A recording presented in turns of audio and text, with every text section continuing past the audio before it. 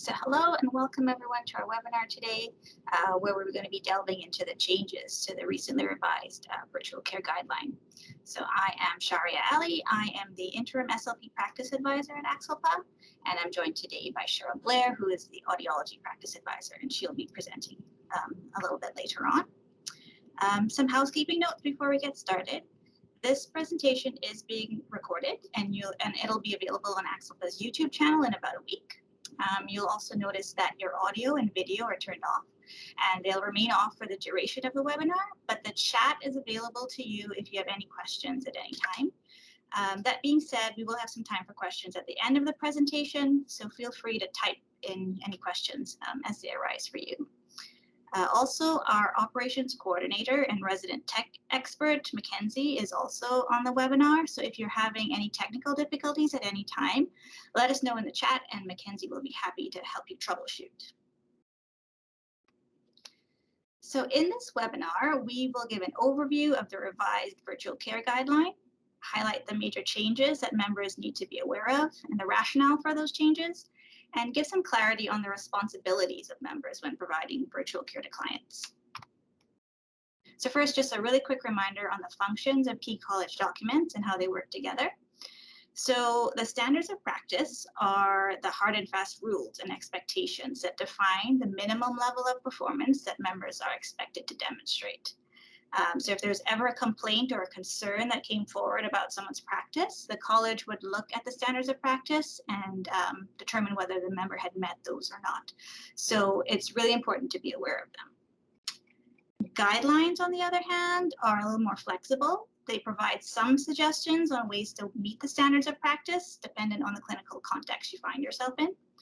So good decision making is really the intersection point of these three items. So the standards give you your minimum requirements. The guidelines provide some direction that you can use based on your clinical context. And then there is professional judgment, so your knowledge, skills, experience, and abilities. So these guidelines are intended to be user-friendly with easy access to links and resources that are embedded in the guidelines, and I'll be drawing your attention to some of those resources as we go through the webinar. The revised standards of practice indicators around virtual care, which is standard area 1.7, they are also embedded directly within the guidelines, so you can quickly refer to them and see how they work with the guideline recommendations. We also encourage members to share elements of our guidelines and standards with colleagues and with clients and with administrators as appropriate. We know that there can sometimes be a disconnect between what ACSLPA requires or recommends of members and what employers require. So the guidelines really can serve as a jumping off point for discussion and as a mechanism to educate others regarding our professional requirements and expectations. So I'm also just going to give a quick introduction to right touch regulation, as it's a regulatory perspective that we've begun to make use of at ACSLPA as part of our decision making. So right touch regulation, it comes out of the UK, and there's a lot of information available, but this slide just provides a quick overview of the main concepts. So right touch regulation focuses on the minimum regulatory force that's required to achieve the desired result. So an analogy that's used is that we don't want to use a sledgehammer to kill a fly when a fly swatter will do. Excuse me. So the idea is that regulatory colleges don't need to go overboard with restrictions or limitations, but there needs to be enough regulation so that risk to the public is contained and handled appropriately. So too little oversight would be from the college would be ineffective at regulating the professions and would increase the potential for harm to the public. But too much oversight can be a waste of effort. So our goal is to provide just the right amount of regulation. So in right touch regulation, the context in which you provide services matters. Your clinical judgment and decision making are important, and absolutes are imposed by regulatory colleges only when necessary. So when we think about virtual care and right touch regulation, we're really thinking about what is the right amount of college oversight that's needed to minimize the risk to the client receiving this kind of care. Virtual care. This refers to the provision of speech-language pathology or audiology services at a distance using synchronous, real-time, or asynchronous information and communication. Virtual care encompasses all of the ways in which a clinician interacts remotely with a client or another service provider to provide support to that client. So this can include video, audio, like on the telephone, instant messaging, or the use of apps. It also includes interactions with clients as well as interactions with other healthcare providers. And it can be used alone or in combination with face-to-face services for the purposes of diagnosis, assessment, treatment, consultation, and education. So there are many reasons to opt for virtual care, some of which are shown on the slide, like decreasing travel burdens on both the clients and providers, increasing access to services, particularly when we think about remote communities, and allowing for intervention to take place in the client's natural environment, like their home. We also know that for many members, the pandemic didn't really give us a choice of whether or not to engage in virtual care because initial public health measures suspended in-person services. So while there are advantages, there are important considerations to make when engaging in virtual care. Members must ensure the safety and quality of virtual care within their practice. Now, security is going to be one of the major themes of this webinar. As you can imagine, when providing virtual care, this increases the risk to client privacy and confidentiality, as it increases the risk for others to intercept client information. And clinicians must also implement the clinical, administrative, technical aspects required of this mode of service delivery. So the aim when providing virtual care is to provide clinical outcomes that are comparable to face-to-face care. So the guideline was revised to provide more detailed guidance on these aspects. So the major revisions that we're going to be touching on today are the virtual care and jurisdictional boundary requirements, virtual care and support personnel and third-party participation guidance, the virtual care checklist, and the recommendations in the Audiology Virtual Care Advisory Statement. So jurisdictional boundaries are the provincial and territorial boundaries in Canada or international boundaries.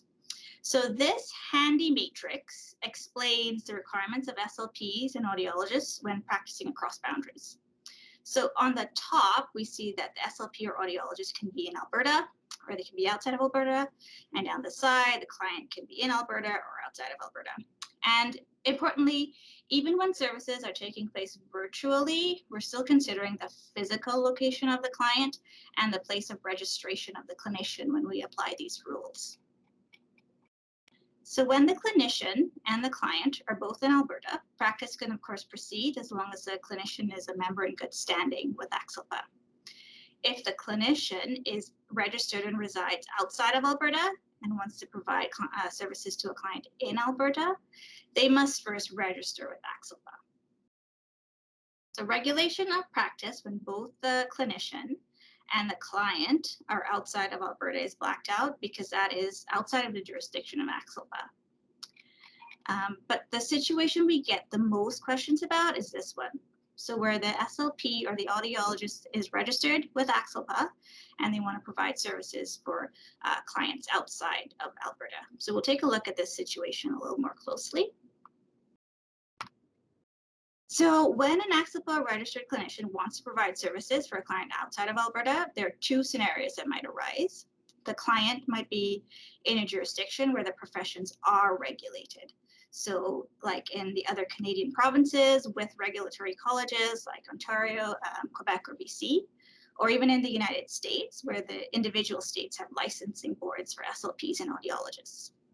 The second scenario that might arise is that the client might be in jurisdictions where the professions are not regulated by a college. So like in the Yukon or the Northwest Territories or in some other countries.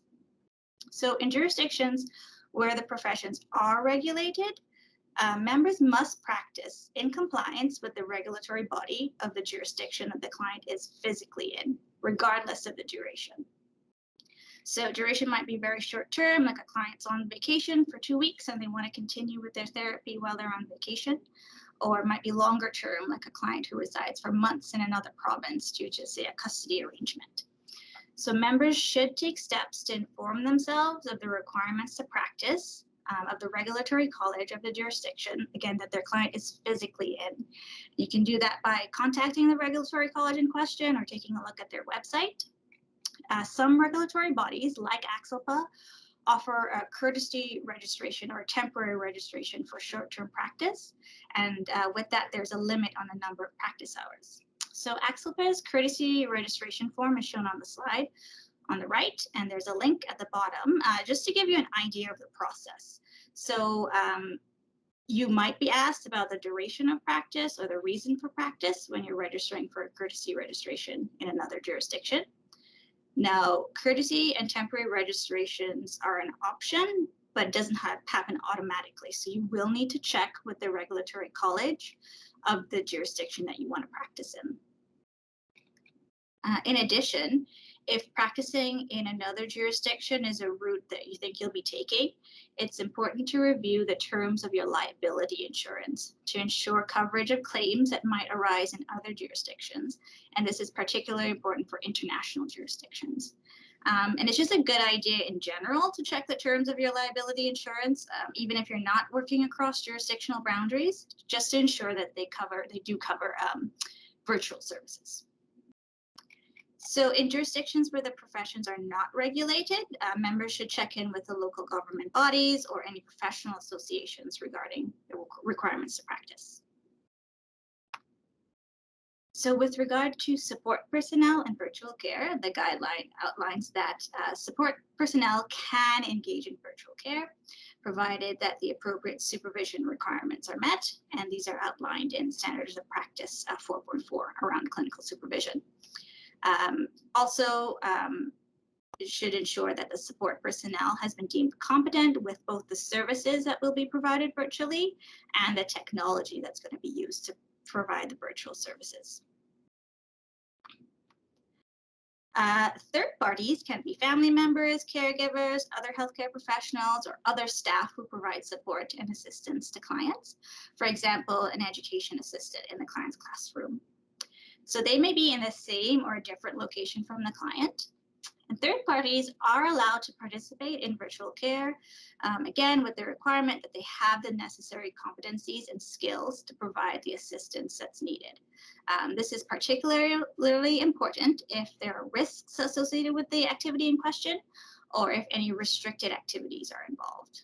And it's also really important that informed consent is obtained from the client if a third party will be joining the session. So virtual care processes should ensure that services comply with legislative requirements, that risk management systems are in place, that planning and resource allocation support service delivery goals, and that performance is measured, reported, and reviewed. So we can see, therefore, that there are additional clinical, technological, and business aspects to virtual care on top of the requirements for in-person services. So this means that you'll either have to develop policies and procedures if you're in private practice, or review existing policies and procedures if you're employed by an organization on some important topics, which are shown on the right of the slide, like how to address clinical risk, how privacy and confidentiality will be maintained, how documentation and booking will take place, or how virtual care incidents will be investigated. So a full list of all these policy considerations is provided on page 7 of the Virtual Care Guideline. So again, on privacy and security, the standing requirements for client privacy and confidentiality still apply to virtual care. And these are outlined in Standards of Practice 3.1 and the Clinical Documentation and Record Keeping Guideline, as well as all relevant legislation like the Health Information Act or the Personal Information Protection Act. However, there are additional considerations for virtual care, and it is the duty of the employing organization to implement and enforce appropriate procedures and policies regarding security and confidentiality.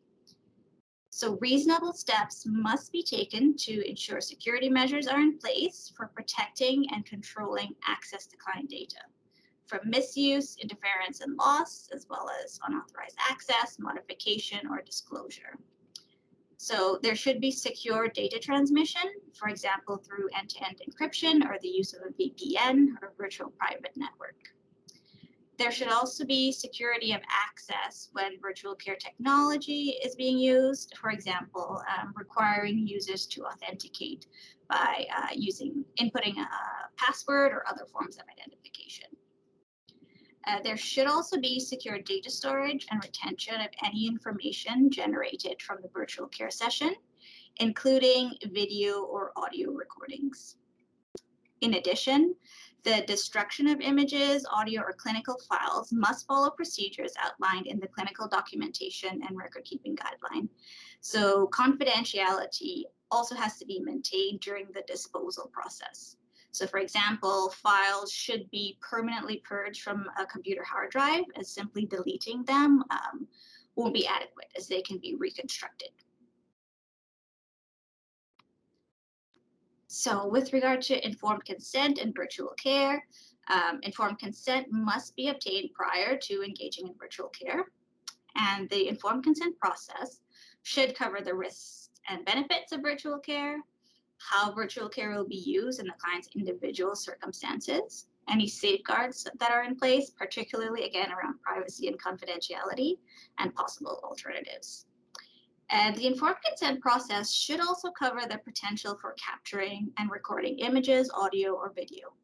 So clients should be informed of the specific purpose for recording, the rationale for recording, how the recording will be used, and how it will be stored. So Appendix B, which is in the guideline, and it's shown on the right, it's on page 33 of the guideline, is an example of an informed consent for virtual services form that includes consent to record.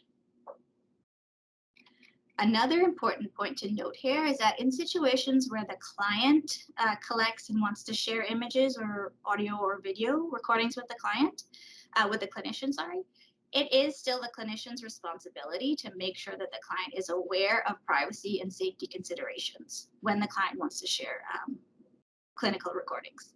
So a clinician cannot absolve themselves of their privacy and safety responsibilities if, for example, the client just wasn't concerned about privacy and wanted the clinician to use a platform or an approach that doesn't meet legislated requirements. The last point to note here is that if an SLP audiologist is only providing virtual care, so they're not doing any in-person services, and their client does not want to engage in virtual care, then the clinician is expected to make reasonable attempts to find an alternative in-person service for the client.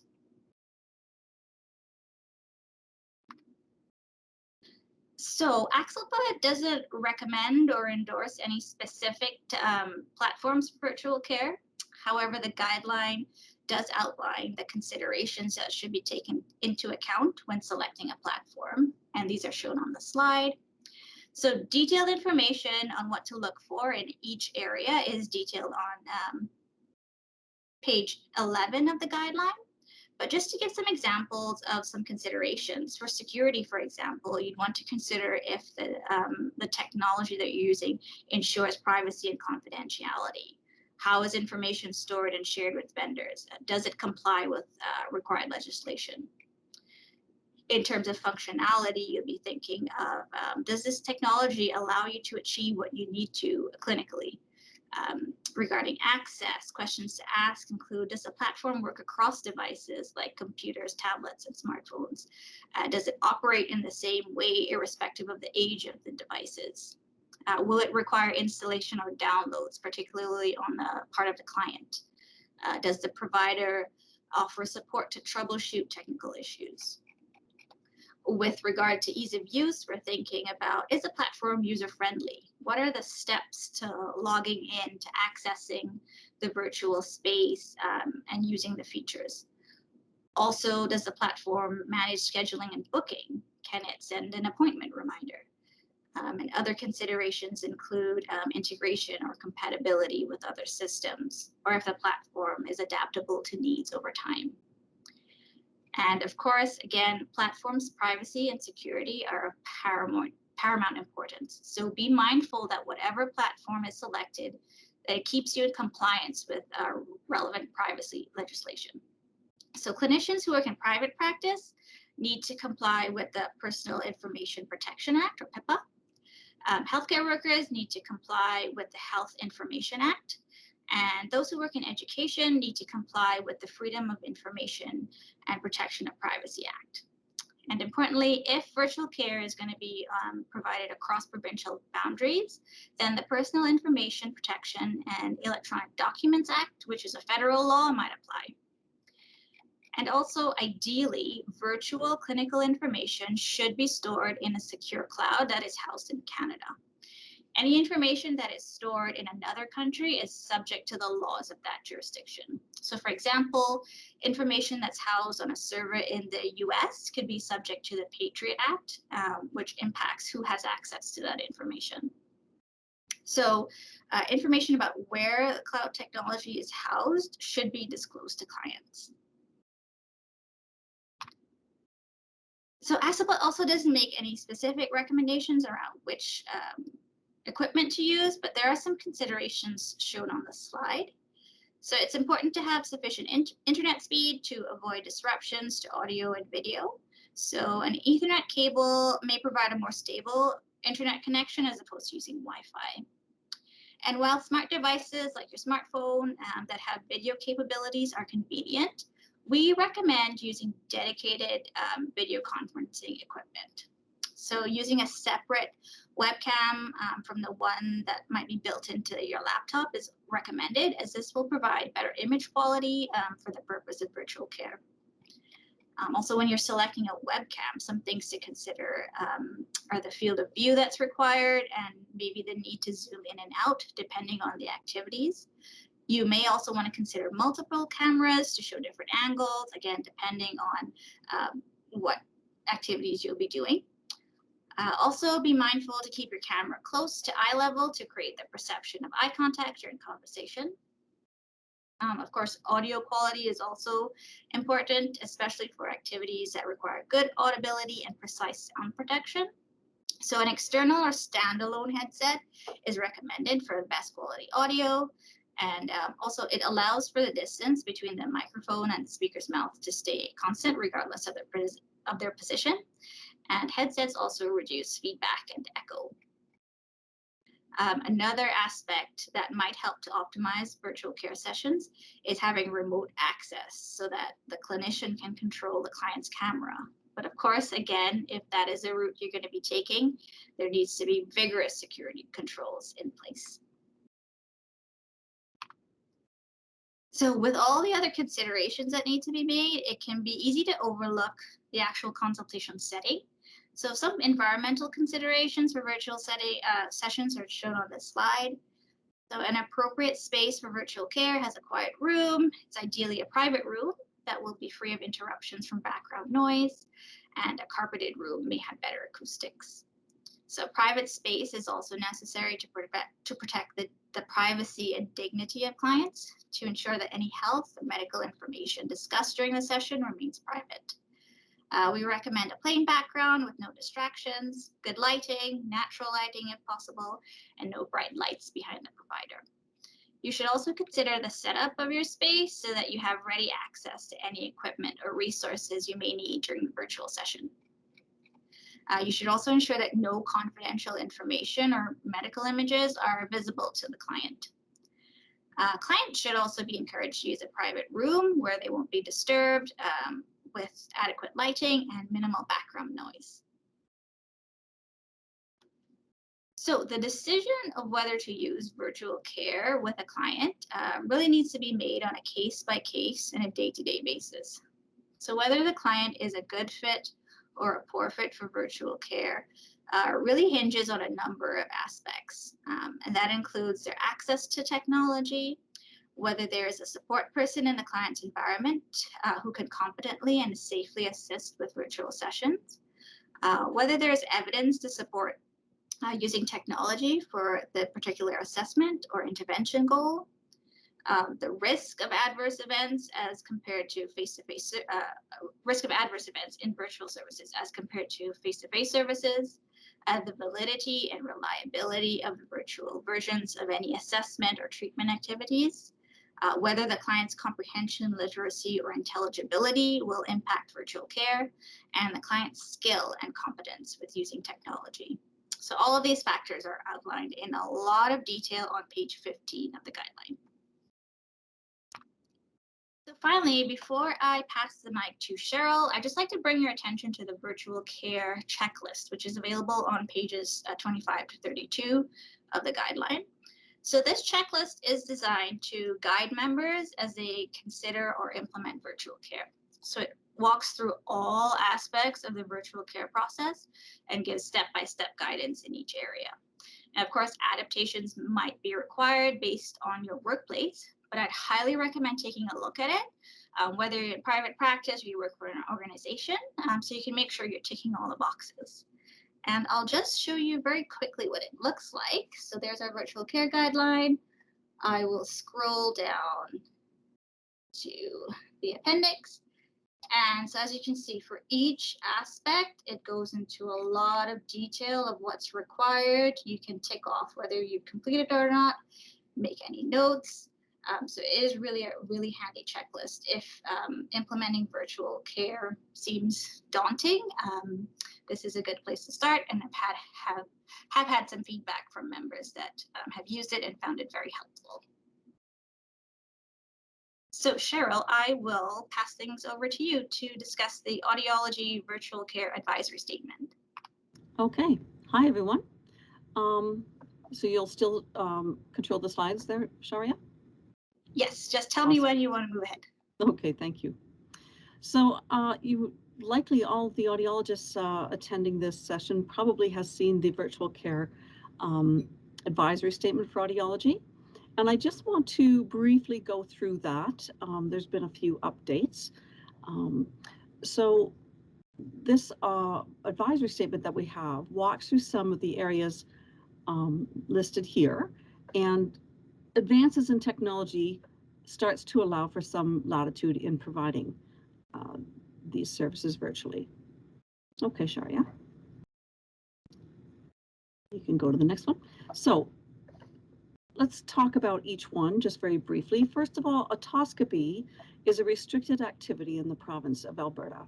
So how can one perform this virtually? So something to take into consideration.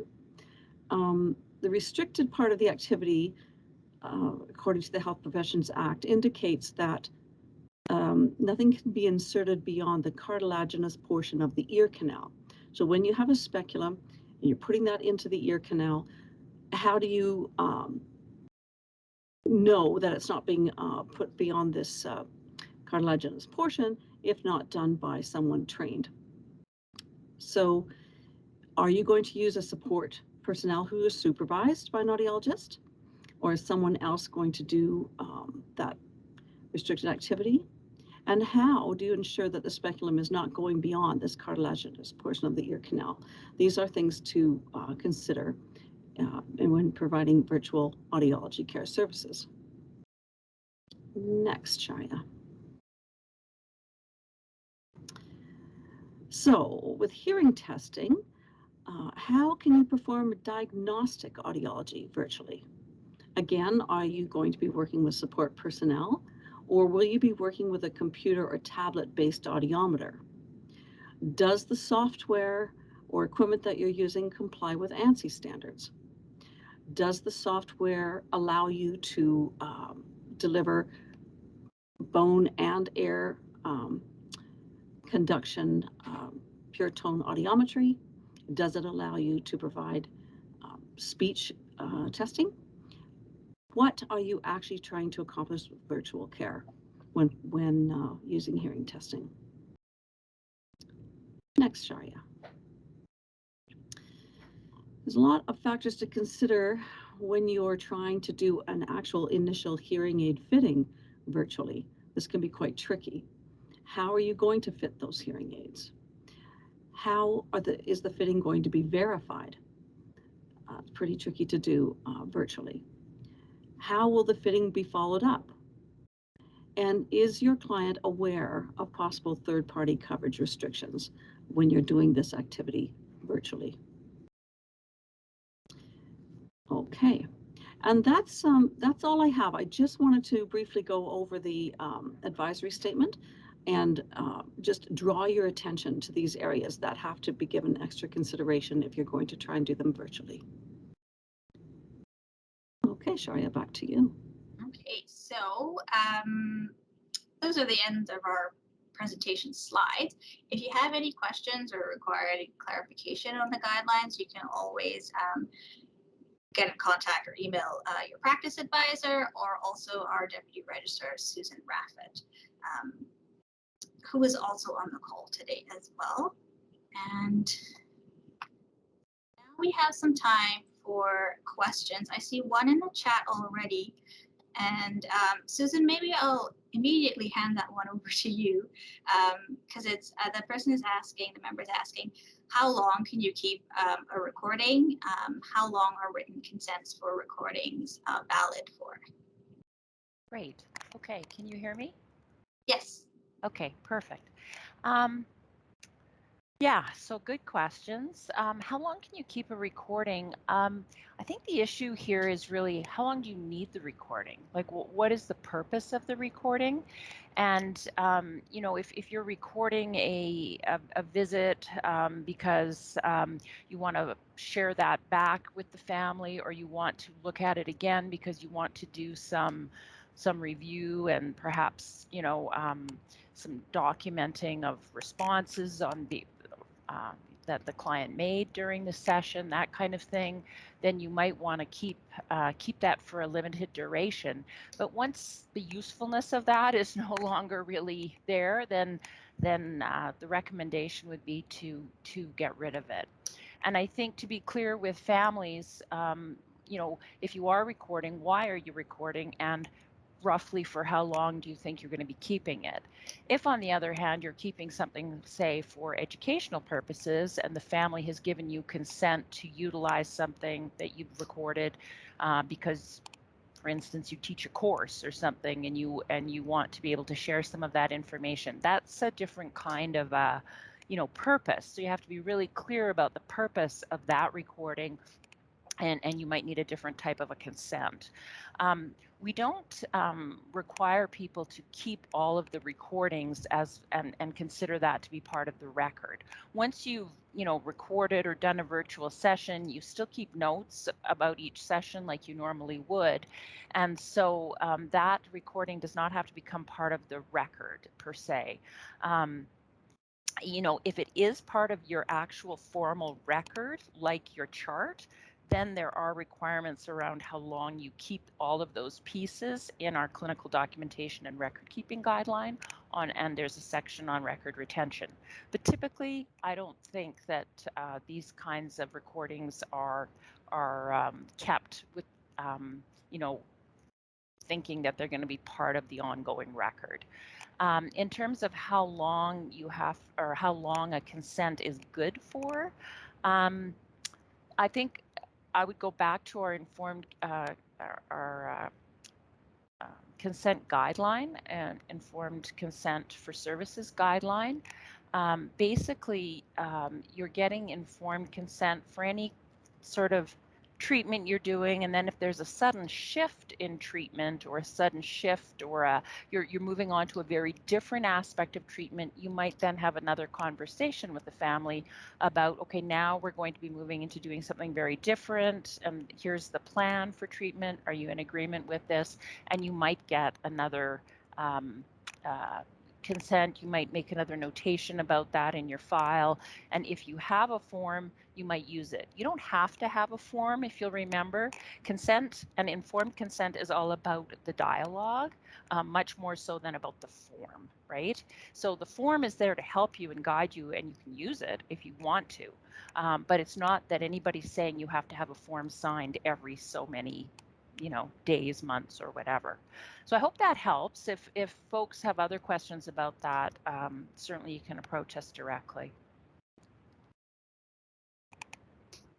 Okay, thanks, Susan. So there's one other question, I'll get to that, but I forgot to say, feel free to type your questions in now if you have any. So this next question is in two parts. So if an ACSLPA registered SLP is outside of Alberta, they're asking if they can still provide virtual care to clients in Alberta. And the second part is would the clinician need to check in with the jurisdiction that the SLP is physically in? So I'll attempt to answer that, and Susan, you can jump in if you need to add anything. But I think if you're registered with ACSLPA and providing services to clients in Alberta, then I think you are allowed to. I'm not sure about the need to check in with the jurisdiction that you might be physically in, even though you're registered with ACSLPA. So Susan, if you have anything to add on that front. Right. Okay. I'm going to reread that because it feels a little convoluted to me. So an ACSLPA registered SLP is outside of Alberta. They can still provide virtual care to clients in Alberta. Well, I mean, from our perspective, the client is located physically in Alberta. You are registered with Alberta. And so it feels like, you know, that's a win-win. So the check mark would be there, and yes, you would be able to provide services. Having said that, I really do think it also depends on how long you are planning to be outside of Alberta for. And I don't think it hurts to check with the jurisdiction where you are located physically. Typically, we think about the location where the client is as the place where the clinician needs to be registered. But I can't say that's always the case. There are some professions, for example, where they would say that wherever the clinician is really where the service is being provided. So there can be differences with this, and if you just want to cover your, cross your T's and dot your I's, you might want to just find out what does the regulator in the province where you're located say about this. I suspect many of them would say, yeah, you're good to go and you're covered, but I can't guarantee that. Okay, thanks again, Susan. I'm not seeing any other questions. Maybe we'll just give it a couple of minutes if anyone has any outstanding questions. Yes, we'll just give it a couple of minutes.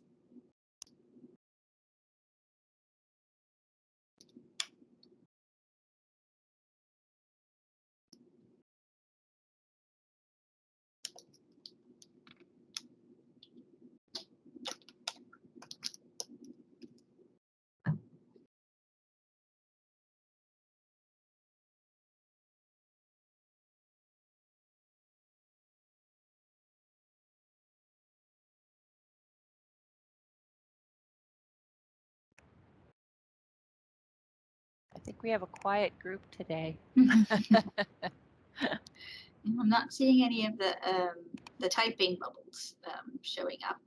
Right. But if you do have questions, we can always answer them individually as well. So maybe I'll put the contact information back up, but I'm not seeing any other questions. So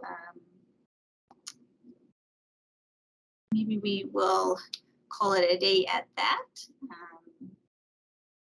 Okay, yeah, lots of thank yous coming in, so you're very welcome. Thank you for your participation and the questions that came in. Oh, will the PowerPoint be available? Yes, and I think it usually goes up on the ACSLPA website, the PD section of the ACSLPA website in about a week or so. Yeah, I think we could also email that out as well to attendees. Yes, if somebody specifically would like that, they should probably ask, but otherwise it will be up on the website, like you said, Sharia, within a week, I would say. Yeah.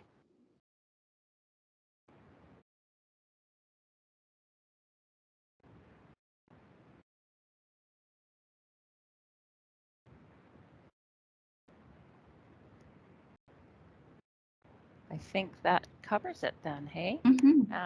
All right, well, thank you, everyone. And I just want to make a shout out to the group that developed the virtual care guideline as well. We had a group of members do that, so thanks.